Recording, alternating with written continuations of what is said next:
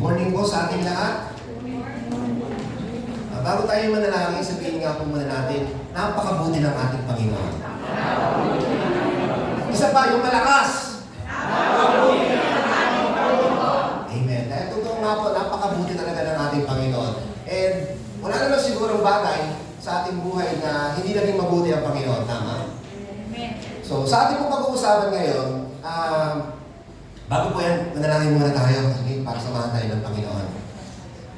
Amang Banal, kami po nagpapasalamat sa inyo sa umaga na ito dahil tunay nga po napakabuti niyo sa aming buhay, Panginoon.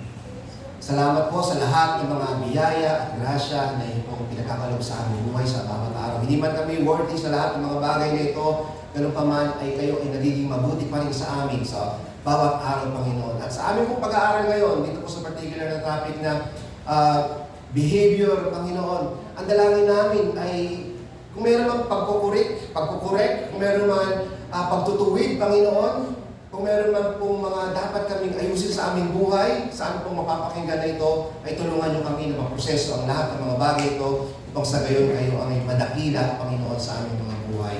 At tulungan niyo rin po ang inyong lingkod sa pagbabahagi ng inyong salita. Bigyan niyo po ng clarity ang inyong pong mga salita at kumilos naman ng Holy Spirit. As I speak, Panginoon, magkaroon ng power and authority ang inyong mga salita sa aming puso at magkaroon ng lasting impact sa aming mga buhay. Ito pong aming panalangin sa pangalan ni Jesus. Amen. Tunay nga po napakabuti ng ating Panginoon sa ating buhay dahil tayo po sa ating pong panahon ngayon, tayo ay nabubuhay sa grasya at biyaya ng ating Panginoon. Ibig sabihin, kahit minsan tayo ay mga Kristiyano na, ay meron pa rin tayo mga bagay na nakukumit na nakakapagbigay ng sama ng loob sa ating Panginoon at nagbibigay ng grief doon po sa Holy Spirit.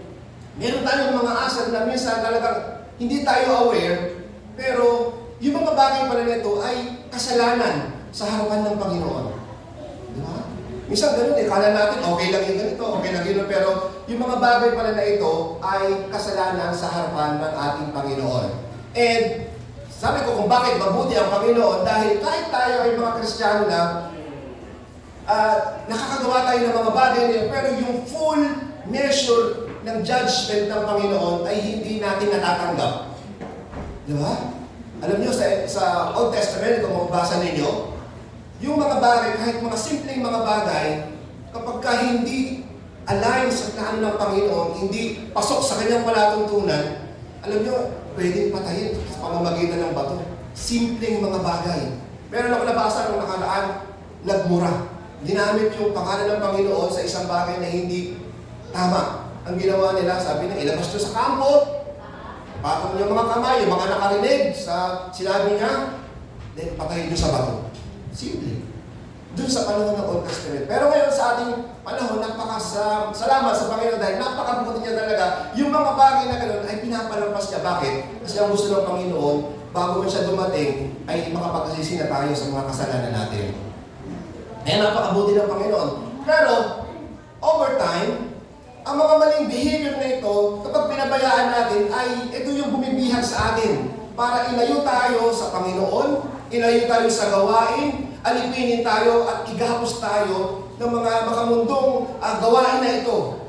Ito yung humahandak sa atin para maranasan natin talaga yung full presence ng ating Panginoon. Yung mga kasalanan na ito yung naglalayo sa atin, ina-isolate na tayo, di ba? Ito yung reason kung bakit parang minsan kahit gaano naman tayo kapanalangin, makapapanalangin, every Sunday nag-church naman tayo, and nagbabasa naman tayo ng Bible, pero bakit ganun? Yung hindi ko maramdaman talaga yung full presence ng Panginoon. Di ba? Minsan may mga pakiramdam tayo na gano'n.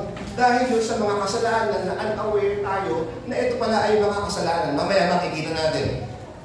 So ito yung naglalayo sa atin, ito yung umaalipin sa atin, at ito yung gumagapo sa atin para hindi natin maranasan talaga yung Panginoon sa buhay natin. And in effect, ng mga behavior na ito, ang tingin natin sa ating sarili ay detached tayo. Ibig sabihin, dahil nagagawa natin yung mga bagay na ito, yung pakiramdam, yung effect nito, yung pakiramdam na tayo ay detached sa church. Ibig sabihin, parang Kumbaga parang, nandun ka sa church, pero pakiramdam mo, wala ka sa church. Nandun ka sa church, pero yung feelings mo ay wala doon sa church. Parang gano'n. Ganun yung sinasabi doon. Na kahit tayo ay nagsisimba, parang ang layo natin sa church. Ito na in-effect din ito, ang layo natin sa fellowship. Kahit tayo ay nasa isang grupo, pero parang yung sarili natin, hindi natin mailagay doon sa isang fellowship. Kasi dahil meron tayong mga kasalanan na, ito pala ay hindi tama sa harapan ng Panginoon. In effect, ito rin tayo kumbaga sa community, dahil tayo yung mga nagagawa mga kasalanan, parang kahit na hindi lang sa loob ng simbahan, hindi lang sa loob ng fellowship, maging sa labas ng simbahan, tayo pa rin ay aloof. Parang tayo pa rin na isolated dahil sa mga kasalanan na ito. And lastly, tayo ay detached sa Panginoon. Yun yung pakiramdam na kahit na marami tayong mga ginagawang mga religious, sa tingin natin activities, religious na mga gawain, pero ang layo-layo natin sa Panginoon. Yun yung epekto nito. But in the good news, ang good news dito, hindi ganoon yung sabi ng Panginoon. Hindi sinasabi ng Bible. Dahil ang sabi sa Bible, sabi sa 2 Corinthians chapter 5, verse 17, ang tingin natin, di ba, tayo ay bihag. Di ba? Tayo ay bandage ng mga kasalanan nito. Pero sabi sa 2 Corinthians chapter 5, verse 17, ang sino mong na kay Kristo ay isa ng bagong nilalang. Wala na ang dati niyang pagkatao, binago siya. Di ba? So, thinking lang pala natin yun, na tayo ay gapos, na tayo ay bihag, tayo ay alipin. Dahil sabi sa Bible, sino mong na kay Kristo ay bago ng nilalang. Wala na yung dating pagkatao, siya ay binago na ng Panginoon. At dagdag pa sa 1 chapter 8 verse 36 sa Tagalog din. Kung ang anak ay magpalaya sa iyo, kayo ay magiging tunay na malaya. Ibig sabihin, kung tinanggap natin si Kristo, tayo ay pinalaya niya na, tayo ay totoong malaya na. Ibig sabihin, natataka na yun. Tayo ay totoong malaya na dahil tayo ay pinalaya na ng ating Panginoong Kristo. Kaya walang anumang uri ng kasalanan, talikala ang pwedeng bumiyag sa atin at tayo ay gapusin dahil tayo ay malaya na sa pamamagitan ni Kristo. Sapagkat nung ating tinanggap po ang Panginoon, yung ating pong mga kasalanan sa nakaraan, sa kasalukuyan at sa hinaharap ay kanya na pong binayaran. Wala na pwede gamitin ang kaaway para tayo ay bihagin o gapusin dahil tayo ay malaya na. Certified na yan na tayo ay malaya, sabi sa Bible. Ang nagiging cause lang nito, kung bakit tayo ay, sa tingin natin, tayo ay bandage pa rin, ay dahil tayo lang naman yung bumabalik-balik sa mga bagay na ito. Meron bang pinalaya na sabihin ng isang sa kulungan, o malaya ka na, pero ang gusto mong mangyari, bumalik pa rin, mag-visit pa rin doon. Meron bang gano'n? Diba wala naman eh. Dahil pag sinabing malaya ka na, malaya ka na. Pwede ka nang umalis doon. Hindi yung babalik-balik ka pa. Pero ang tendency, dahil ang gawa ng kaaway sa ating buhay, dinadaya na yung ating isip. Kasi sabihin, ay hindi ka pa malaya. Pero sabi sa Bible, malaya tayo. Kaya walang tayong magagawa mga bagay na kumbaga na walang kalayahan dahil malaya tayo. Huwag natin ilagay yung sarili natin doon sa isang bagay na tayo ay mako-confine. Pero sabi ng Panginoon, malaya tayo eh. So, ang ginagamit ng kaaway, yung ating isipan, sinasabi doon sa ating isipan, hindi ka pa malaya. Pero malaya ka na. Sabihin sa kapatid ninyo, malaya ka na.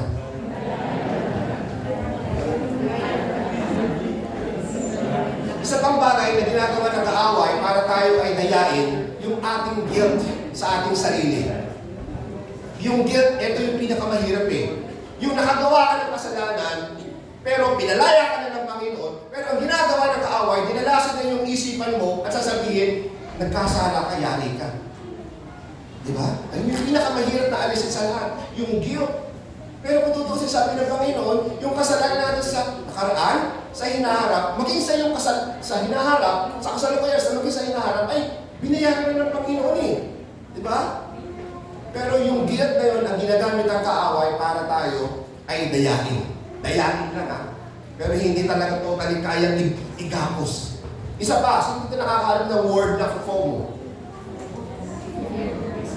Fear of missing out. Minsan, Ito yung ginagawa ng kaaway sa atin, na parang sinasabi na, ay, napag-iiwanan ka na. Di ba? Ay, naku, uli ka na sa ganitong bagay. Kaya gagawin mo, kahit na minsan, kumbaga parang na-compromise yung mga gawain, ginagawa mo pa rin kasi sa tingin mo, nahuhuli ka na. Ikaw na lang yung walang ganito, ikaw na lang yung walang ganun. Yung tawag na fear of missing out. Now, ano yung mga bagay na tinutukoy ko, na mga behavior na nag-i-struggle tayo? Ito yung titik-tignan natin. Ano ba yung mga bagay na sa tingin natin minsan ay okay lang, pero dito pa na tayo nag-i-struggle at ito yung mga bagay na naglalayo sa atin sa presensya ng Panginoon. Pasensya na po kayo kasi 3 araw po ako nagkasakit. So yung aking boses, medyo nahihirapan ako magsalita and medyo recovery pa din. So, bear with me sa akin pong pananalita. Medyo pangit talaga yung boses ko dati na kasama. Okay, so ano po ba yung mga bagay na nakukumit natin na kasalanan na dito tayo nag-i-struggle at nahihirapan tayong alisin sa ating buhay? Una na rito, addiction. Etong addiction na ito, kasama dito yung drugs, alcohol, even yung vape, cigarettes, at iba pang mga bagay na nagiging dependent tayo. Ito yung tinatawag na addiction. Minsan, napakahirap talagang alisin sa buhay natin ito dahil, ayun nga, akala natin wala namang effect sa ating buhay, akala natin wala naman siyang magiging malaking epekto sa ating spiritual at pananampalataya, pero ang mga bagay nito ay merong negative effect sa buhay ng bawat isa. Ano pa yung mga kasalanan sa tingin natin na hindi naman tayo aware pero kasalanan pala? Gossiping. Wow. Marami sa atin, nauuso lalo ng pandemic, wala pinagkakaabalahan sa buhay. Ang isang bagay na madaling pagkaabalahan ay pag-usapan yung buhay na may buhay. Di ba? Madali yun. Pinakapabilis, pampalipas ng oras. Nakakalimutan natin ng maraming bagay kapag tayo ay nakaharap sa isang usapan, lalo na kung buhay ng ibang tao ang ating pinag-uusapan. So yung gossiping, kasalanan din po pala yan. Ano pa? Marami ito, kaya medyo bibilisan lang natin. Cursing, yung pagmumura.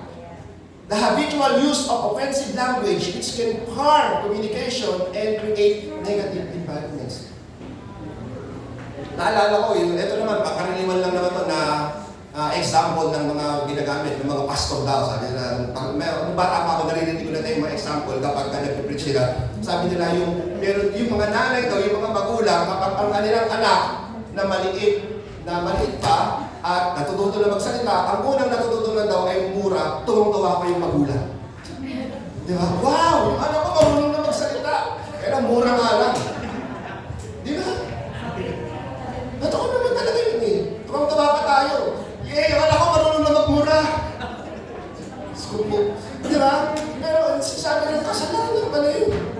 Sa Taiwan, kung nasa Taiwan ako, alam nyo, pagdating ng mga Pilipino roon, kasi wala pang Pilipino doon sa kami unang batch ng Pilipino na tumating doon sa Taiwan, sa main factory namin dahil after ng recession. Alam mo, ang una agad tinuro sa mga Taiwanese, yung mura. Ang bira. Ang mga Pilipino, bakit kaya gano'n? Pag napupunta sa ibang bansa, ang unang tinuturo sa mga kasama nila ng mga foreigner, yung pagmumura. And then kapag narinig natin yung mga foreigner na nagmumura, tuwag-tuwa tayo. Grabe. Pero kasalanan pala yun. Ano ba? Judgmental attitude. Ito naman yung kapag nakita natin yung isang tao na sabihin natin, uy, si Pastor, ang ganda ng suot ah, laki na dyan, tumataba na. Bawasan na natin yung allowance. Judgmental. Di ba? Hindi nila naghihirap din ng pastor. Ano ba? Di ba? Eh, ganun. Ano ba? Social media, overuse or dependency on social platform leading to issues like comparison, low self-esteem, and anxiety. Dahil sa paggamit natin ng social media, masyado tayong nagiging comparison. Nagkakaroon tayo ng comparison sa mga nakikita natin. Yung nakita natin doon, dahil mga sexy, kukumpare mo sa sarili mo. Bakit siya gano'n? Bakit ako hindi? Di ba? Nagkakaroon tayo ng comparison. Nakikita natin yung buhay ng iba. Sila, nakakapasyal ng ganito, nakakakain sa ganito, pero bakit tayo hindi? So ang nangyayari, mas lalo yung ating mga negatibong pananaw ay nagiging cause para tayo ay magkasala. Ano pa? Cheating, pandaraya, panluloko, pagiging dishonest sa isang relationship, kasalanan din yun. Ano ba? Procrastination, the habit of delaying tasks. Ito yung pagiging mamayana, kasalanan pala yun. Parang i-meron ko kayo sa mga bata. Uso yan ngayon. Na para pag inutusan mo, mamaya na, teka lang. Kasalanan pala yun. Yung delaying, pag-delay ng mga gawain. Kasalanan yun. Ano ba? Bullying. Gambling. Kasalanan din yan. Noong pandemic, gusto-gusto, maraming na-involved sa gambling. Chronic complaining. Ibig sabihin naman, ito naman yung masyadong pagiging reklamador. Kasalanan din pala yun. Impulsive spending. Yung basta makakita ng sale, 50%, 10%, bibili agad. Diba? Pag nakakita ng sale, bibili. Sabi nila, para sa Pasko, para pag meron tayong gawain sa bahay, meron tayong magagamit. Bibili ng mga platong sale, 50%, baso, kutsara, sale, 50%, para sa Pasko, para sa ganito. Pero pagdating ng okasyon na yun, gagamitin paper plate. Wala eh. Diba? Kasi na-impact talaga, na-impact doon sa bahay. Wala, hindi rin pala nagamit kasi binili para sasabihin sa okasyon na ganito, meron tayong gagamitin, may mga bisita tayo, marami tayong bisita, para maganda ng presentable. Pero pagdating ng gawain na yun, pagdating ng activity na yun, paper plate ang gagamitin. Diba? Ano pa? Obsessiveness. Ito yung pagiging obsessed mo sa isang bagay, ay kasalanan din pala yun. Lalo na pag sa babae, o lalo pag sa tao, direct masama yun. Workaholic behavior, yung pagiging sobrang sipag naman na napapabayaan yung trabaho, yung buhay, puro na ng trabaho, ito ay kasalanan din. Ano pa? Blaming others, yung laging yung pagsisi ay hindi niya ina-accept, kundi palaging sa ibang tao laging tinuturo yung kasalanan. Ito, kasi ganito yun. Kasalanan din pala yan. Ano pa? Unhealthy eating. Kasalanan din pala. Yung meron mga tao na makakita ng fishbowl dito, tuhog. Lakad ng konti, makakita ng tuhog. Makakita ng chichirya, bili. Diba? Kahit magtulog na lang, kakain pa ng chichirya, bibili pa. Yung hating gabi na, lalabas pa para kumain. Ano pala yun? Kasalanan din pala yun. Puro smart, naririnig ko. Ay, hindi. Ano pa? Online games. Masyadong pagpatubal sa cellphone ng mga gaming. Kasama yan. Bakit? Imbis na yung mga oras na yun na nilalaan nyo sa paglalaro ay ginagamit nyo sa pagbabasa, pag-devotion, pag-involve sa ministry, ay nakukonvert doon, nadadivert doon. Kaya kasalanan yun. Ano ba? Lying, pagsisinungaling, kasalanan din pala yun. Ito, obvious naman yun, nakasalanan talaga. Ano ba? Ito, matindi. Cloud chasing. Ano yung cloud chasing? Kasi nakakalam nito. Yung masyado nilang, kumbaga yung attention, seeking attention ng ibang tao na parang lagi nilang hinihi, parang lagi dapat yung ng ibang tao ay approval ng ibang tao ay lagi nilang nakukuha. Cloud chasing tawag doon. Yung mga pag-post, TikTok, para makakuha ng maraming views, makakuha ng maraming heart, yun yung cloud chasing. Kasalanan ko pala yun. Kasi ang inaano natin, kumbaga parang pag post tayo, gusto natin maraming like, maraming heart, kasalanan pala yun. Kasi parang ang ano natin, kasi tayo ng attention gano'n sa ibang tao. Ano pa? Ito, seryoso. Pornography. Actually, hindi lang daw puro lalaki, at hindi lang lalaki ang involved dito. Pero din mga babae na nanonood ng mga pornographic na mga materials. So kasalanan yan, obvious na kasalanan yan. Ano pa? Premarital sex or sex. Kasalanan yan. Lalo na kung hindi mo na sa asawa or hindi mo naman kayo kasal, kasalanan yung mga bagay na yan. And yan ay obvious naman na alam natin talaga na ayaw ng Panginoon yung mga bagay na yan. Now, eto, tingnan ninyo.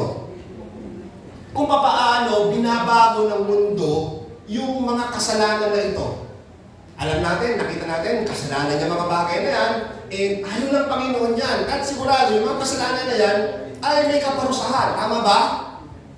Pero tingnan ninyo kung paano binabago ng mundo yung pananaw sa kasalanan. Na gusto ng mundo ay magiging ito ay acceptable. Pinapalitan nila yung pangalan para ito ay maging acceptable at maging light. Sabihin natin, ay, hindi naman siya ganun kagrabe pala.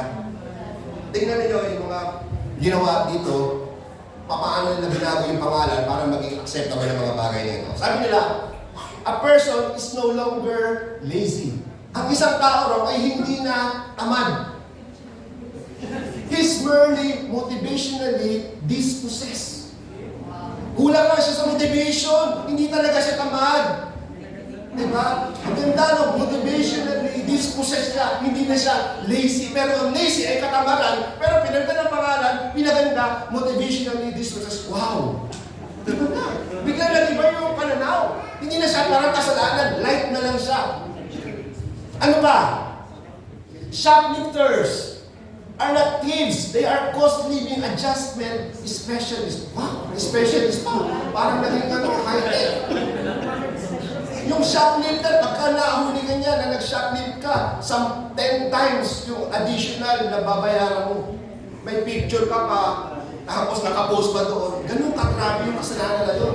Doon lang sa tao, pero sa Panginoon, mas higit pa. Pero sabi dito, ginawa ng tao, ginawa siyang, hindi na siya shoplifters, cost of living adjustment specialist. Ginawa mo pinagyan pa ng grabe. Gumanda. Parang na-encourage mo mag-shoplifter yung iba. Diba? Ano ba? Sabi nito, they are not immoral, dishonest, or evil. Hindi na tayo yung mga tao ay hindi na immoral, hindi na dishonest or evil. They are morally different. Iba lang sila. Hindi talaga sila masama. Ibang klase lang yung pagpapalaki sa kanila ng kanilang magulang. Pero hindi talaga masama. Parang gano'n sinasabi. Ano pa? They are not cursing. Hindi na sila pala mura o hindi sila nagmura. Hindi mura tawag doon. But rather, they are speaking adult language. Wow, mature na kasi. Binata na. At kumbaga, parang ano na siya. Binata na kasi kaya gano'n na magsalita. Pagbigyan mo na. Diba? Hindi naman mura yun eh. Nag-a-adjust lang siya, naninibago. Ano ba? They are not drunks. Yung mga lasinggero, hindi na daw drunks. They are alcoholics.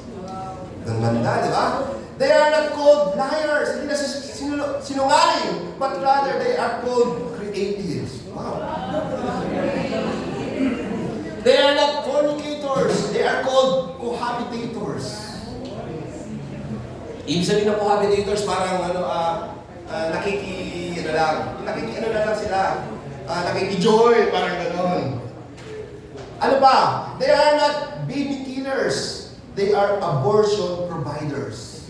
Ganda, diba? They are not called gossipers. Ito, hindi na daw gossipers. Hindi na mga, Pero tingnan niyo, ito nakakatuwa. Sabi, instead, hindi na gossipers ang tawag sa kanila. They are described as speedily transmitting partially factual information. Ganda naman ng term. Pero dito sa atin sa Pilipinas, we call it, di ba? Tignan niyo kung paano binabago ng mundo yung mga kasalanan at miniminize ito. Ano pa? They are not prostitutes, they are sex care provider. Ganda. They are not homosexual, they are gay. Ito pa matindi, nakakatawa. It's not problem of anger management. It's called high blood or diabetes. Yung isang tao daw, kapag halimbawa, naggalit, wala.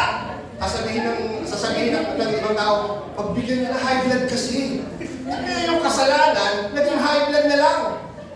Pagbigyan niyo lang. Diabetes kasi tumaas yung sugar. Bumaba yung sugar. Kaya nagwala. Pero ang ano talaga nun, kasalanan yun, yung nagwala.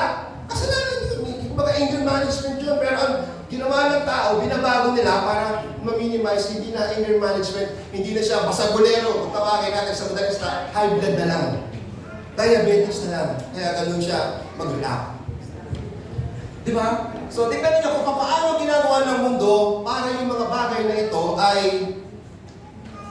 ma-minimize at tingin natin hindi na siya kasalanan, hindi na ganun kagrabe ang kasalanan. Pero, etong tingnan niyo, ang sabi sa Bible, kahit gatondok man na isang uri ng kasalanan ay walang puwang sa langit, ay hindi makakarating sa langit. Di ba? Ganoon kagrabe sa harapan ng Panginoon ang kasalanan. So, ano ba yung mga maaaring pinagmulan? Bakit tayo nakakagawa ng mga kasalanan? Hindi natin ito basta maiwanan. Pero bago yan, nandito na ba si Kuya Bob? Nasa si Kuya Bob?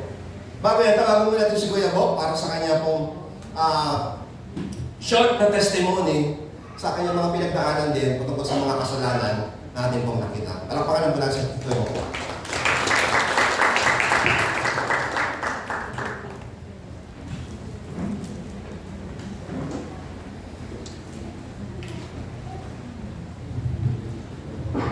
Good morning po. Yan, regarding sa behavior. Since kasi mahaba yung story, hindi siya sure. Then, from childhood pa lang, ang product ng broken family and abuse. Then, marami rin kami lima magkakapatid, at isa doon ay namatay sa aksidente. Dahil doon, dahil product kami ng broken family, lumaki kami na tumutulong sa magulang at bata pa lang kami. So, September 1989 yata, 88, namatay yung kuya ko through accident dahil nagbebenta siya ng dyaryo, basahan. That time, kami kasi nagtatay si mama tapos si mga kuya ko nagtitinda ng basahan sa dyaryo sa Tandansora. So, isa dahilan kung bakit namatay yung isa kong kapatid.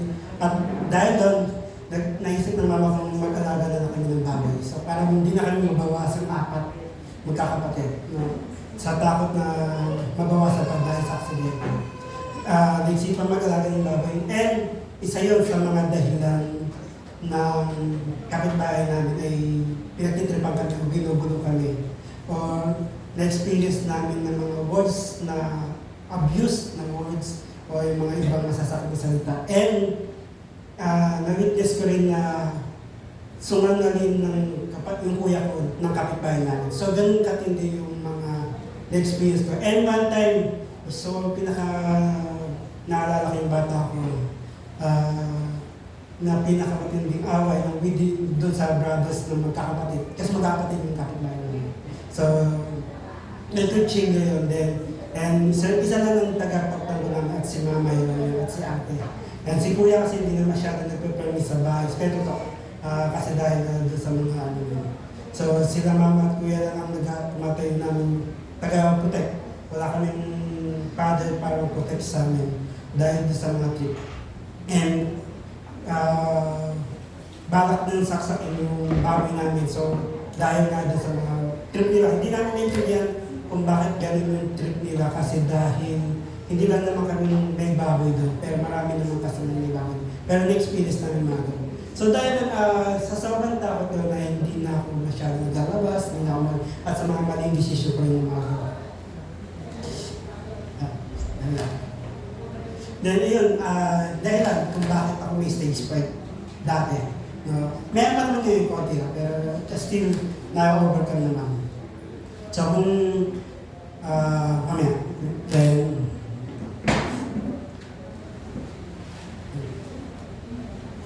and isa rin sa mga words na nagkaroon ng dahilan kung bakit ako ay may self-pity o mababa self-esteem. Bobo ang tawag sa akin o bagang grade 1 pa lang, binabaksak ko na, di ba? Kaya ganun yung self-esteem na nangyayari sa akin. Takot akong malap sa tao at hindi ako mapagsalita sa mga ganitong bagay. Bibihira na ako. Siguro 2-2 lang yung nakausap. Masaya na ako pag nasa classroom, nasa dulo, minsan kausap sa sarili. Pero hindi naman, doon lang, parang okay ka na dahil na huwag kausapin. Dahil mas okay ka na mag-isa na lang. So, then, Wala po, dahil doon sa mga ganung bagay na na-experience ko, hindi na rin ako doon pinaplano mag-college kasi nga dahil bobo kung grade 1 yan, pinapasa ko, binapaksa ko. So, ano pa kaya yung college? And dahil lang po sa iguyot ng aking mga kaibigan o best friend na mag-college. Kaya yun ang dahilan kung bakit ako napag-college. And yun, dumating sa point na hindi, na tawag din ako sa SIDA din dahil sa sobrang dami kong baksak na subject. Then, yung course ko kasi is accountancy. So, yabang ko pa noon. Kasi nga accountancy, kasi license pa yung pang genius. Pero, percent pa lang for subject na yung baksak. So, SIDA din ako. Sabi ko, pinakasak ko lang din na hindi ako pwede na sa accountancy kasi nga quota course yun, hindi yung pwede may fit. So, yung ano yun, tingin mo sa sarili, sobrang baba na dahil hindi ka na makakilos ka, parang hanggang doon ka na lang. Nung nalilimits na yung bababa yung pangarap mo o yung tawag ko, expose mo, ma-develop. No? So yun, nag-stop ako din, nag-stop na ako, nagtrabaho na lang as a service ko. And naging mindset ko is sa service forever, magiging service ko forever. So, wala na, hanggang din na lang po. So, after nun, nag-pray, before ako mag-college, nag-Christian ako, naging Christian ako, pero hindi siya totally Christian. Tinanggap ko si Lord as a Lord of Savior. Hanggang doon lang, wala akong devotion. So, kung magdi-devotion na ako, magbabasa ng Bible, pipili lang ako doon sa Psalm, yung pinakamaikit, para mabilis ang pagbabasa. Ganun lang yung relationship ko kay Lord. No? Kaya, yung life ko, hindi siya nag-improve. Still nandun pa rin. Kasi hindi ko na-discover yung plan ni Lord. Then time, nag-working student na after 3 years, nag-pray ako na gusto kong bumalik sa college. Pero paano ko gagawin yun pa? Ang dami kong baksak, ang dami ko ng failure. So, pinangarap ko na maging accountancy and that time, hindi na pwede, kahit anong ganito. Pero I pray na makapagbalik sa college and hindi na rin, mahirapan ako dahil may balance ako. That time, 12,000 is malaking bagay yan. It's 2007. So, before ako bumalik sa college, kailangan ko muna bayaran yung balance ko and magdadaw payment pa ako. So I pray na Lord, bigyan mo ako ng i-provide mo yung kailangan ko sa college and tawag ito, sana maano. So, kinabukasan, yun nga, nag-provide sila dalawang store na branch na dati kong pinasukan na pinapag-duty ako. So, after ko mag-duty sa Carriedo, duty ako sa Robinson, sa TFC, sa Recto. So, yun ang nagtrabaho ko. So, yun nakapag-ipon ako provide ni Lord. Pero yung self-esteem ko, pagdating sa reporting, hindi pa rin nagbago. Kasi nandun yung takot ko sa tao. Ang daming pumapasok sa isip ko pag magsasalita ako na hindi ako karapat-dapat, hindi naman ako pwede dyan. So, leadership, wala akong ganyan, wala akong ganyan. So, pumayag mga grupo. Pag may report nga sa college, hindi talaga ako nag-i-report.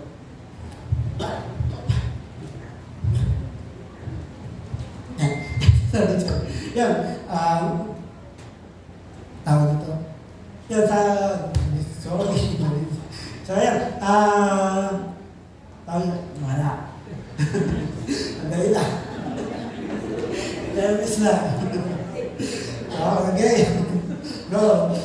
Continue. So, ayan, sa college po, hindi talaga ako nag-report. Never ako nag-report. Sa dalawang beses lang, sa speech lang ako nag-report dahil part talaga nung subject yun ako wala akong magagawa.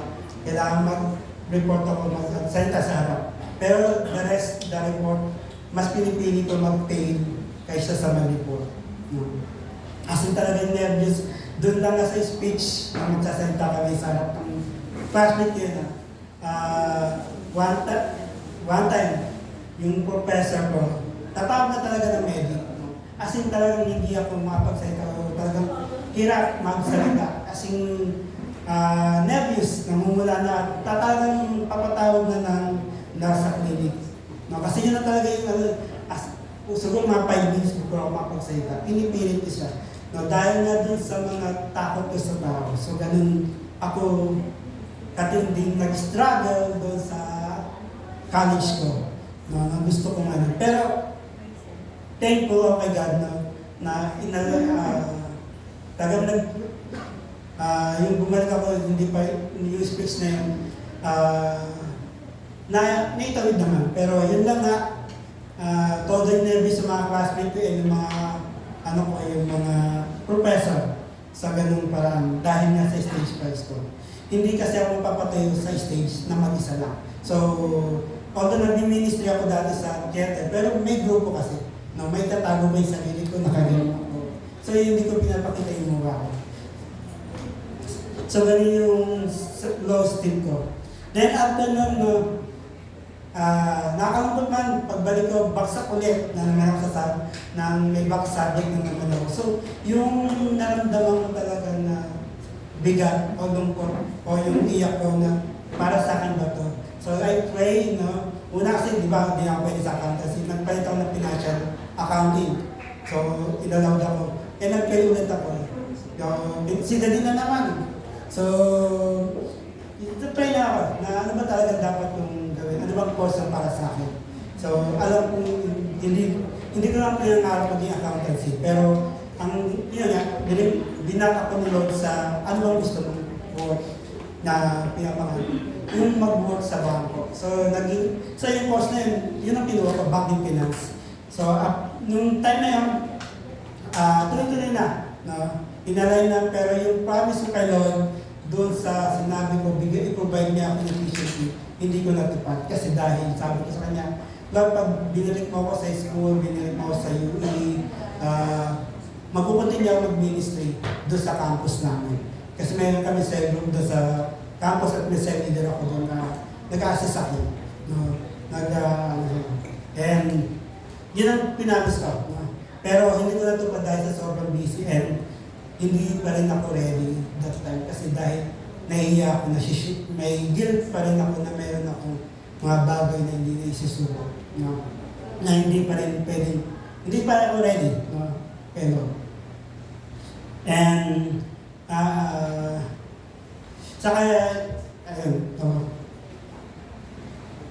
after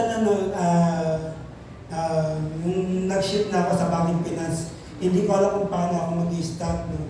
And, broken natin pa ako ng that time. Yung paper class. So, paano mag-aaral mag-i-start that time? So, ako na, sabi ko na lang, Lord, pagka-graduate ko na lang, ako babalik sa'yo. Then, gumaduate na ako 2029 pero hindi pa rin ako bumalik kay Lord. Still I pray na makakabalik ako kay Lord. Ang hirap bumalik kay Lord dahil hindi ko binibigay pa lahat. No? Hindi ko pa sinisip ko that time. And 2012, nagkaroon na yung Grace Encounter, in-invite ako that time. And yung time na yan, sige, sabi ko, sige, join ako. Pero ako nun, di pa rin talaga ako ready. Nandun, may isa ko ng relationship na involved ako sa premarital sex. So, kaya hindi ako, wala yung heart ko dun sa encounter. So, one day, dumating isang araw, gusto ko hindi na, sa 2 days hindi na ako pupunta. Pero still, remind ako nila, bumalik ka na. Bumalik ka na. Naka-ready na yun para sa'yo. So, nag-time encounter, sabi, nagkaroon na ng day 2. Doon na-experience ko talaga na encounter ko si Lord. No? Hindi lang niya ako niyakap. No? Inalis niya yung mga guilt ko o yung mga... Kasi minsan, hirap tayo lumapit ito. Dahil sa guilty natin, shame na nararamdaman natin na kasalanan para lumapit sa kanya. Pero that time, tinanggal niya yun. Sabi ko, before yung baptism na Holy Spirit, ayoko kasi babalik naman ako sa dati. Hindi ko naman kaya i-give up yung girlfriend ko. No? Kasi magaba addict na ako doon. No? So yun na yung nagbibigay sa akin kasiyahan that time. So siya yung stronghold ko. So dahil nandun na ako na, magaba lalaki na kasi magaba mga audio kasi ng mga dati ng tropa. Hindi ka lalaki pag hindi ka pag-birthday ko pa. So yun, kaya kakipihan na, yun ang ano ko. No? Pero alam ko naman sa sarili ko, dahil may naman akong mga nag-mentor sa akin, na alam ko ba, pero hindi ko na mabitaw kasi nga, wala naman ako kaya that time. So yun, na-encounter ko, hindi talaga inalawag ni Lord na is hanggang doon lang. No? Talagang inano niya ako, i-baptize na ako dahil in the Holy Spirit. So at that time, ni-remind me na hindi lang ikaw ay buknod. You're my son. So that time, the words na yun, that I promised kay Lord na babalik ako, aayusin ko na. So that time, after 1 week, inayos ko yung mga life ko. Hindi na ako na-skip ng mga page na mga chapter sa Bible. Tuloy-tuloy, from the Genesis to Revelation na binasa ko. Walang skip, mahaba mo na dyan. Boring man yan, lalo na pag sa numbers. Yan. Alam mo yung nakakanto. Pero still, yung love ni Lord nandun, motivated kang basahin para makilala si Lord. And, yung development sa character ko, hindi na ako yung talog-talog bago magsalita o hinga na malalim. Siguro doon pa lang, okay na, may hinga na ako malalim. Pero nakapagsalita na ako yan. Pero, yung na-encounter yun, pinakita nila yung development ng character mo. Hindi lang hanggang dyan. No? Hindi, porque bobo ka dati, bobo ka hanggang in the future. May plano sila, no? Nag-i-improve din, i-develop ka. Hindi lang, from the service ko to manager to IC. So, ganyan ang promote sa akin nila. Never ako pinilod na hindi na-promote sa mga work. And that's time, very thankful ka na yung work mo, hindi ka lang basura kay Lord. I-display ka niya. At hindi ka niya aayaan dyan na staggered ka lang sa posisyon na yan. No? Meron kang ahakbangan na posisyon because you are my son. Yung sinasabi sa akin. At hindi kita papabaya sa mga bagay niya. Maraming struggle, maraming pang binibigay ni Lord. Pero still, yung faith o yung love ni Lord, remind me na hindi ako nag-iisa. Yun lang po. Salamat sa buhay. Kuya po, talagang mabuti ang Panginoon talaga, no? Nakita nyo, lahat ng bagay na meron tayo ngayon ay merong effect yun sa ating nakaraan. Di ba? Tingnan nyo yung kanyang pinagdaanan na talagang nagsimula talaga ito sinubok sa mga bagay na talagang hindi tama or sabihin natin mahirap, struggles, and yung mga kasalanan sabihin natin. Pero nung tinanggap niya yung Panginoon, yung sinasabi ko na bago na siyang nilalang.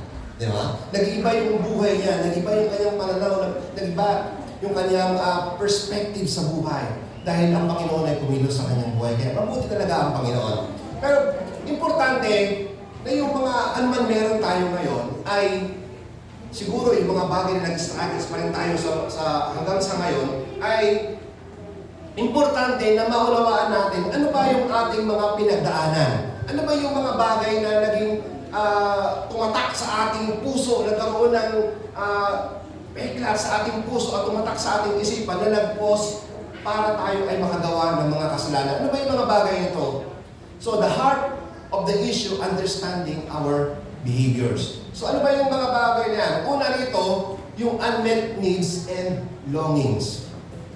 Pag sinabing unmet needs and longings, ito yung mga damdaming hindi na ipapahayag at kinikimkim natin at nagiging ugat ng kalungkutan para mapalayo sa ating mga mahal sa buhay. Yung mga minsan, kailangan kasi natin talaga ng mga nakakausap yung ating mahal sa buhay, na isasabi natin yung mga ating mga nararamdaman, nakakatanggap tayo ng hugs, nakakatanggap tayo ng mga papuri, pero kung wala yung mga bagay na yun, kinikimkim natin yung mga bagay na yun, at over time, ang nangyari, ito yung nagkukos sa atin para hindi tayo maging close sa kanila. Kung baka tayo ay magtago na lang, magmukmuk, maghalukip-kip na lang. Ito yung mga bagay na yun. So, importante rin, minsan talaga, nagkatututo tayo, siguro dapat na pahalagahan, appreciate yung ibang tao para masabi nila na importante pala sila. Importante pala tayo. Importante ako. Dahil meron mga tao nagsasabi sa atin na talagang mahal kita, di ba? Niyayakap tayo, gano'n. Yun yung mga cost, yun yung minsan yung kulang sa atin eh. Kahit mga magulang natin, minsan hindi natin makuha yung yakap.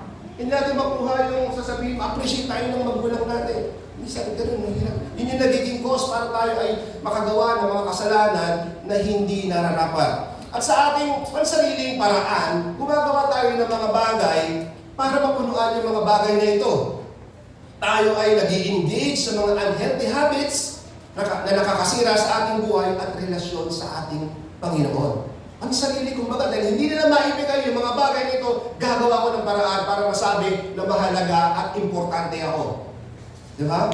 Pero ang katotohanan, sinasabi dito, na kahit anong mga bagay, mga bisyo man yan, mga relasyon man yan, lahat ng mga makamundong mga bagay na ito na pansarili natin ginagawa ay hindi kahit kailanman ay hindi matutugunan yung mga pangangailangan o yung mga unmet longings na ito. Bakit? Dahil sinasabi sa Ecclesiastes chapter 3 verse 11, God has put eternity in our hearts. There's always a longing for something that only God can satisfy. Diba? Dahil hindi ako mahal ng magulang ko, hindi ako mahal ng asawa ko, hindi ako mahal ng ito, gagawa ko ng paraan. Maglalasing ako, papasok ako sa relasyon na hindi tama, magsusugal ako, yung mga nakita natin kanina. Marami mga bagay, kahit isaksak mo lahat yung mga sasamang mga bagay na yun sa isip mo, sa katawan mo, sa puso mo, never kang masasatisfy. Bakit? Kasi ang Diyos lang ang kaya mag-provide ng mga vacuums na ito. Ang Panginoon lang yung kayang mag-fulfill ng mga longings na ito, yung mga emotional and spiritual longings na ito, sa Panginoon mo na matatagpuan yan, hindi mo matatagpuan yan sa kahit na ano dito sa mundo. Yun ang katotohanan. Pero imbis na Diyos ang hanapin natin at magpuno ng mga longings na ito, pilit natin sinasaksak sa puso natin, katawan natin yung mga bagay na ito. At isang mali natin sa ating buong buhay ay yung hanapin natin sa hanapin natin sa tao yung longings na ito. Ibig sabihin, dahil hindi natin makita kumbaga hindi natin talaga kumbaga yung dapat na para sa Panginoon na emptiness, yung sabi yung eternity na dapat sa Panginoon ay hinahanap natin sa tao. And papasok tayo ng relationship, magkukumit tayo sa isang relasyon, pero ang hinahanap natin yung eternity. Mali yun, hindi natin makikita yun kasi sa Diyos lang yun natin matatagpuan. Kaya ang resulta nito, tayo ay nag-fail. Dahil yung ibis na mga bagay na hinahanap natin sa Panginoon, yung Panginoon na magpupuno nito, sa tao natin hinahanap natin. Sa vision natin hinahanap ang mga bagay ito, kaya tayo ay nabibigo. Ano ba yung mga possible na naging dahilan kung bakit tayo mayroong mga nakakapag-commit ng mga kasalanan? Sabi pa rito, identity and spiritual crisis. May mga pagkakataon na kapag tayo ay nasa harap na ng ating mga kaibigan, tayo ay nasa harap na ng ating mga barkada, nakakalimot tayo na tayo wala ay Kristiyano na. Di ba? Kapag tayo ay nasa isang grupo na, ng ating mga kaibigan, pag kung ano yung ginagawa nila, gagawin na rin natin. Nakakalimutan natin, Kristiyano na pala tayo. So mali pala yun. Nakakalimutan natin, minsan kapag dumaranas tayo ng mga pagsubok sa buhay, nakakalimutan natin na meron pa ng Panginoon. Diba? Kapag tayo ay humaharap sa isang matinding crisis ng ating buhay, mas inuuna pa natin na mag-seek ng advice sa ating mga kaibigan kaysa lumapit at lumuhod sa Panginoon. Yun yung identity and spiritual crisis na ating nararanasan. Nakukumit natin. Mali yun. Unahin natin ang Panginoon sa lahat ng aspeto ng ating buhay. Ano pa? Yung peer pressure na tinatawag. So, nakakaalam ng peer pressure. Sabi nito, refers to the influence that individuals, particularly peers or friends, have on each other to adopt certain behaviors, attitudes, or values. It can be positive, encouraging good habits and choices, or negative, leading to risky or undesirable behaviors. Peer pressure often plays a significant role during adolescence or individuals' acceptance and validation from their peers. Parang ibig sabihin nito, malaki daw yung malaki yung nagiging impact sa ating buhay, yung tinatawag na mga kaibigan natin. Diba? Kapag tayo ay naging kumaibigan ng mga tao na hindi tama yung kanilang pananaw sa buhay, na walang direksyon ng buhay, most probably tayo ay mawawalan din ng direksyon sa buhay.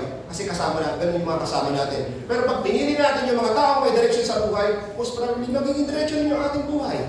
Diba? Kaya importante yung pagpili ng mga kaibigan, importante yung pagpili ng mga barkada, napakalaking magiging impact nito sa ating buhay.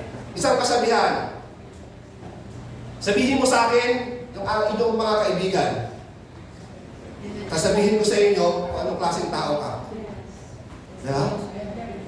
Ituro mo sino-sino yung mga kaibigan mo, sasabihin ko kung anong klaseng tao ka rin. Ganun yun. Same feather, flock together. Hindi po pwedeng uwak, tapos kasama agila, lilipad na sabay mga kaibigan. Hindi po pwedeng gano'n. Pagka uwak, pagka kalapate. Ano? Hindi po pwedeng hindi po pwedeng mag-join sa gano'n. Magkakaiba yun. So, importante, huwag natin kakalimutan yung tinawag na spiritual crisis. Tayo ay ligtas na, tayo ay Kristiyano na, tayo ay pinakawalan na ng Panginoon sa lahat ng uri ng kasalanan. Huwag natin kakalimutan yun. Ang sabi ni Pastor Shin, ang kasalanan daw ng tao ay dalawang klase. Una, yung inaalaw niya na ang kasalanan ay pumasok sa kanyang isipan. Di ba? Ang kasalanan naman, hindi naman yan basta-basta papasok sa iyong isipan or yung mga tukso, yung diablo, ay hindi naman pwede makapenetrate niya sa isipan mo na basta-basta na by will by yung will niya. Hindi. Kundi inaalaw mo yung mga bagay na ito na entertain mo sa isip mo para, kumbaga parang maglaro siya sa isip mo. Binibigyan mo siya ng access, binibigyan mo siya ng susi para paglaruan ka niya yung isipan mo at makagawa ka ng kasalanan. Pangalawang kasalanan, isang tao, yung kinalimutan niya na siya ay ligtas na. Napakabigat mo. Kinalimutan niya na siya ay Kristiyano na. Siya ay binago na ng Panginoon, pero katulad ng isang baboy, nakapagkakasong ng paliguan, ibabalik na sa butikan. Kasalanan yun. At napakabigat na kasalanan yun. Ano pa yung mga possible na nagiging cause para tayo magkasala? Yung tinatawag na pain and trauma. Ito, mabigat ito. Unhealed wounds from the past can manifest in harmful behaviors. Recognizing this pain is crucial for healing. Napakahirap nito, napakabigat nito. Marami sa atin, marami mga pinagdaanan na hindi magaganda sa buhay and hindi natin pwede sabihin na simple lang yan, ganito lang yan, ganito gawin mo. Hindi. Dahil iba yung pinagdadaanan mo, iba yung pinagdadaanan niya. Maaaring magbigat sa kanya, magaan sa'yo, mabigat sa'yo, magaan sa kanya. Magkakaiba tayo. Eh, hindi mo pwede sabihin na ganito lang gawin mo. Sometimes, kailangan talaga ng divine intervention. Di ba? Pero ang nakakatawa, sabi rito, God provides a roadmap for overcoming these challenges.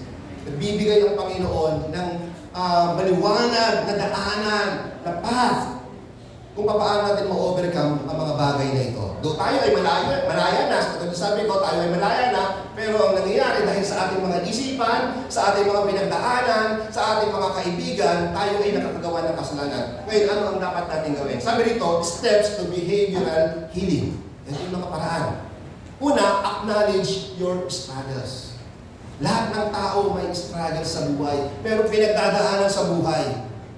Ang problema, sometimes yung iba ay hindi willing na tanggapin, accept na meron silang pinagdaraanan sa buhay. Kaya importante, sabi ito, number one, be honest with God. Sinabi doon sa Psalms 1:39, 24, invites us to ask God to search our hearts and reveal any anxious thoughts or wicked ways.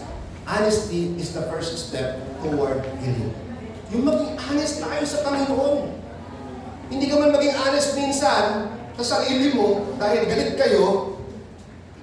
Di ba? Galit kayo ng sarili mo, hindi mo kinakausap sa sarili mo kasi galit kayo. Sabi gano'n, bakit malungkot ka? Sabi, nag-away kami. Nino, ang sarili ko. Galit sila. Hindi siya nagtatapos sa sarili niya eh. Minsan, alam mo yung mga pagkakataon, kinakausap ko din yung sarili ko. Hindi naman ako baliw Pero kinakausap ko yung sarili ko. Kung baka minsan, kailangan mo kausap yung sarili mo. Bakit ganito? Bakit ito nangyari sa'yo? Diba? Pero minsan, hindi ko yung magkakaulawa kahit hindi ko rin kinakausap sa sarili ko. Pero yung Diyos, kinakausap ko. Sabi nito, be honest. Maging honest tayo sa Panginoon. Yun yung number one eh. Acknowledge natin yung mga struggles natin. Importante yun. Paano tayo pag iinom ng gamot, for example, hindi naman natin alam anong sakit natin. Di ba? Siguro, masakit ang ulo mo, inom ka ng gamot sa pagtatae. Sorry. Okay. Hindi mag-a-apply yun. Di ba? So, importante, acknowledge mo natin yung ating mga struggles. Saan ba tayo? Mga punto ng mga bagay na nag-struggle tayo. Pangalawa, confess and repent.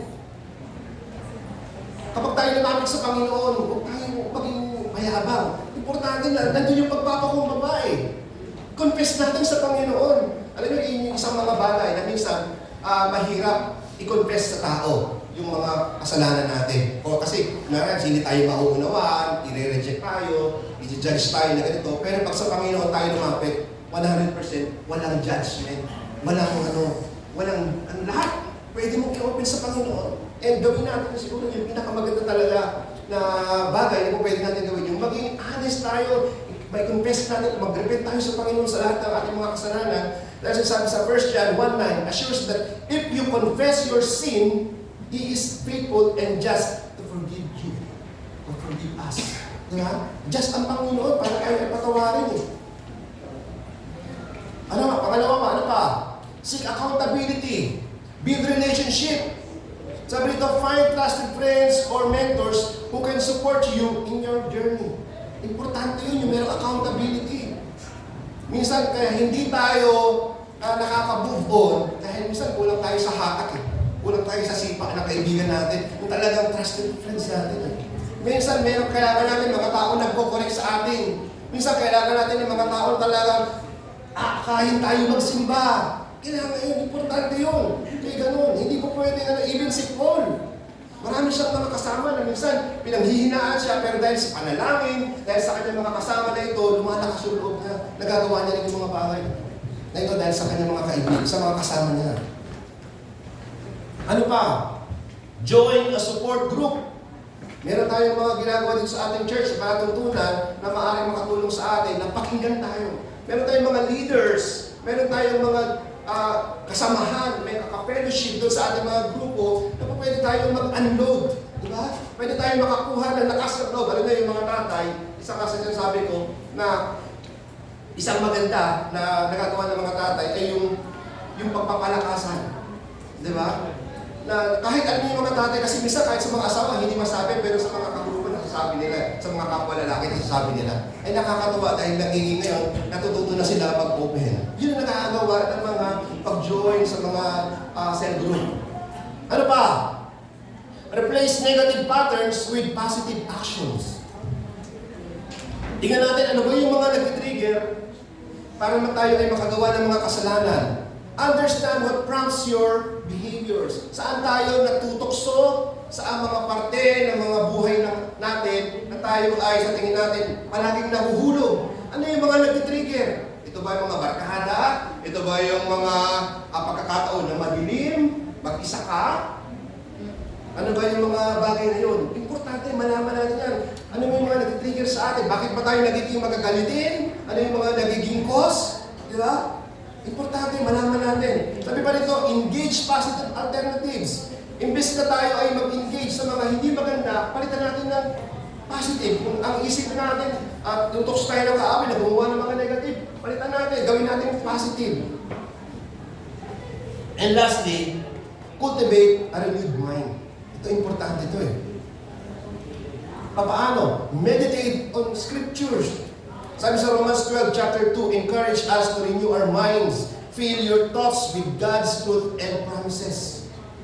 Practice gratitude. Matuto tayo magpasalamat. Shift your focus from complaints to gratitude. Sabi sa 1 Thessalonians chapter 5, verse 18, instructs us to give thanks in all circumstances. Pagpasalamat natin dahil minsan yung mga pagsubok na dumating sa ating buhay, yung mga struggles natin, dito tayo nagiging matatag. Kung bakit may mga pagkakataon ng mga struggles natin ay pabalik-balik at paulit-ulit dahil hindi talaga tayo natututo pa. Hindi natin nakukuha mapagtagumpayan pa, kaya bumabalik yung mga bagay na yun. Pero once na ma-overcome natin yung mga bagay na yun, mawawala na yung mga bagay na yun. So ano pa? Embracing God's power for healing.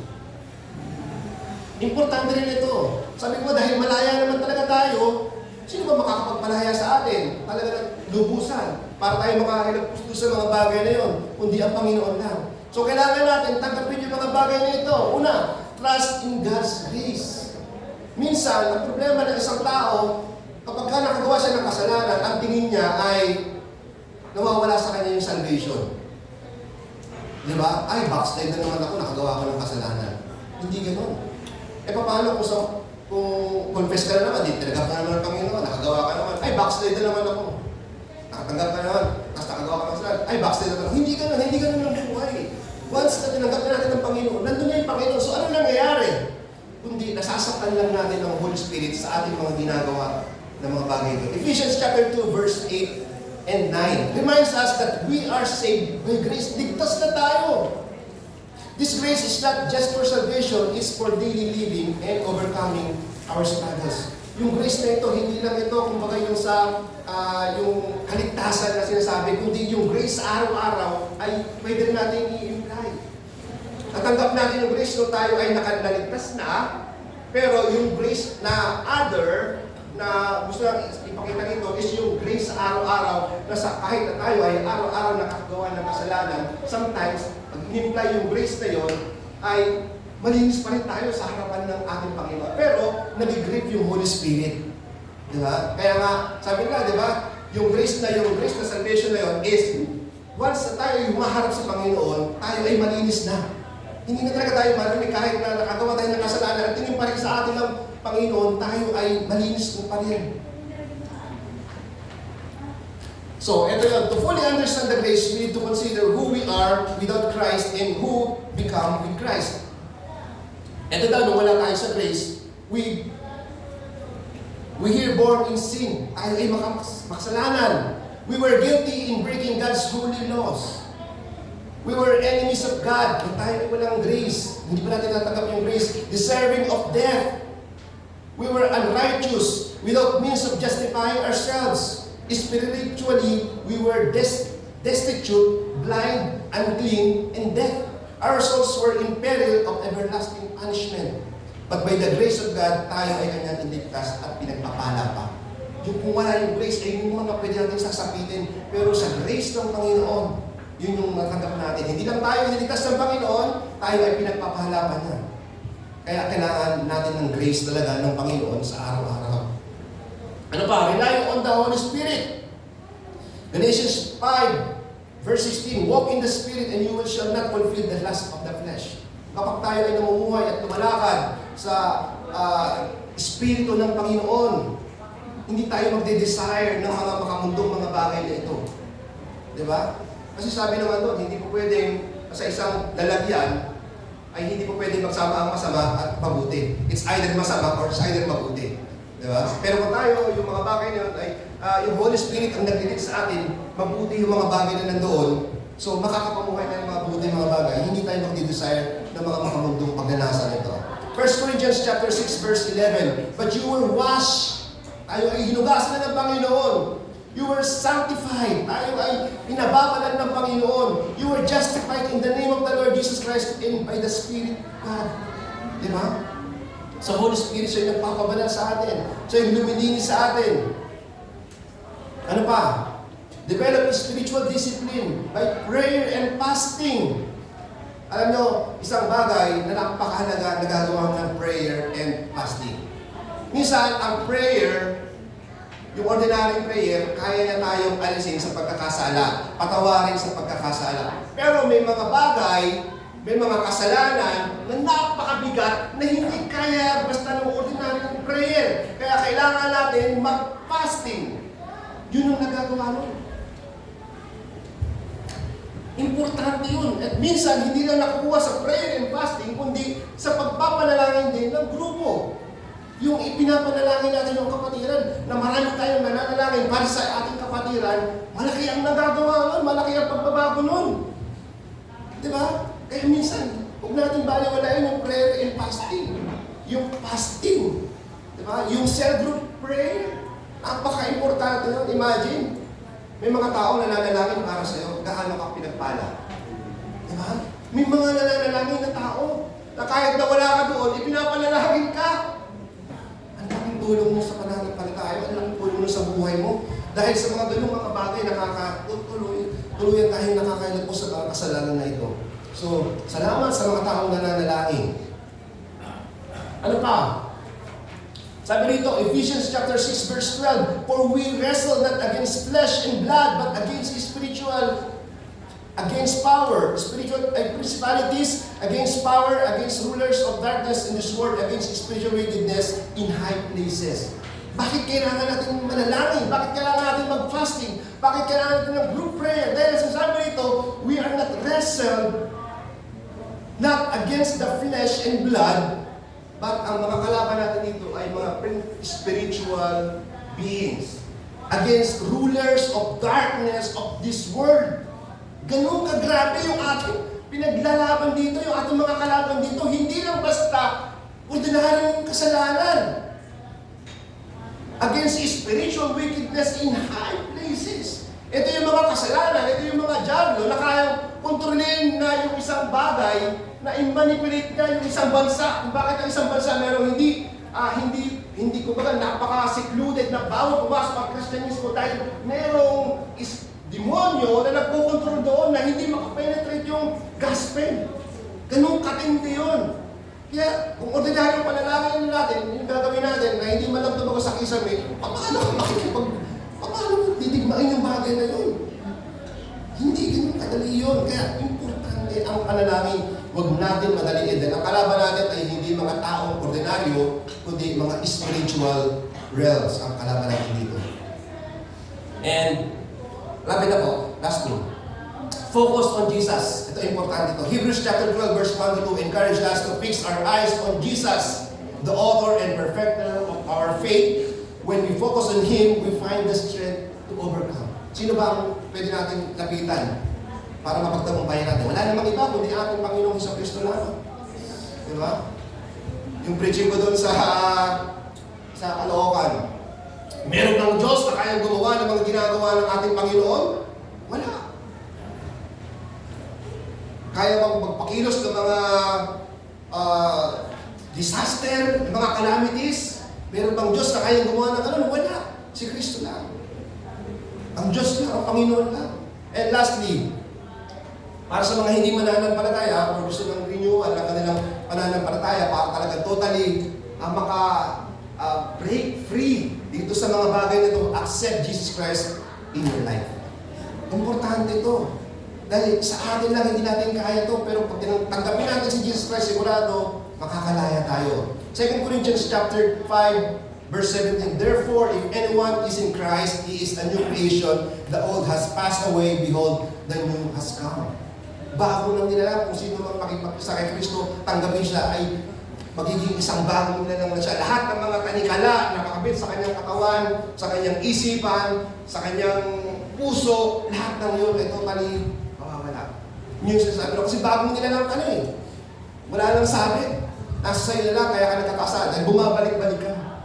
Romans chapter 1 verse 18, "Sapagkat ang puot ng Diyos ay nahahayag mula sa langit laban sa lahat ng kasamaan at kalikuan ng mga tao, ng mga sinasawata at katotohanan ng kalikuan." Ito sinasabi rito, kung hindi tayo magbabago, kung hindi natin tatanggapin si Jesus Christ sa ating buhay, yung galit ng Panginoon ay mararanasan natin. Hindi man ngayon, pero pagdating ng tamang panahon, lahat ng ating mabinigkas na salita, lahat ng ating mga maling gawa, lahat ng ating mga maling actions, lahat ng mga maling kaisipan, lahat ng ito ay ating pong mararanasan. At ang galit ng Panginoon ay pinapakita niya sa paraan na tayo ay dumaranas minsan ng mga hindi magandang mga bagay sa ating buhay. Kaya huwag na natin antayin pa na maranasan natin yung puot ng Panginoon bago tayo magsisi. Bago natin talikuran yung ating mga kasalanan, magbago na tayo. Kaya hindi pa dumarating ang Panginoon dahil inaantay niya na tayo ay magbago pa. Kaya sabi mo, napakabuti ng Panginoon. Di ba? Kung hindi mabuti ang Panginoon, kahapon pa sana, ginunaw na mundo, nagdusa na tayo. Pero dahil mabuti ang Panginoon hanggang ngayon, hindi pa siya dumarating dahil gusto niya tayo ay makapagbago pa. Hindi lang yun, tayo ay makaabot pa ng ibang mga tao. Ay, napakabuti ng Panginoon. Yun dapat natin tandaan. Ipagpasalamat natin yung mga bagay na ito na hanggang Lord, salamat. Hindi ka pa dumarating kasi meron pang mga issue sa buhay ko na hindi pa tama. May mga issue pa sa buhay ko na hindi pa na-correct. Kaya ano Panginoon, di ba? Na bago kayo dumating, ay okay na ako. Salamat Panginoon. Yung mga bagay na simple, mga bagay na yung kahit na sabihin natin, may mga pagkakataon na hindi pa talaga maayos yung buhay natin. Pero salamat Panginoon kasi hindi ka pa dumarating eh. Pero Lord, ang desire talaga ng puso ko ay magbago. Gusto ko makaalis dito. Gusto ko makahilagpos talaga dito. Ano man yung mga talikala sa aking buhay, gusto ko mawala ito. Tulungan niyo po ako Panginoon. Kaya lumapit tayo sa Panginoon. Yun ang mahalaga. Now, to conclude, sabi rito, behavioral healing is a journey of reliance in God's grace. Kumbaga, sa grasya ng Panginoon lang talaga tayo dapat umasa. Kung gusto talaga natin, tayo makalaya, tanggapin natin ang Panginoon, makakatanggap tayo ng grasya na bumula sa Kanya. God's grace community. Behavioral healing is a journey of reliance on God's grace, community, and personal commitment to change. By acknowledging our struggles, seeking accountability, and renewing our minds, we can break free from the behavior that holds us back. Let us remember that through Christ, we are given the power to overcome at lahat tayo magsabi ng Amen.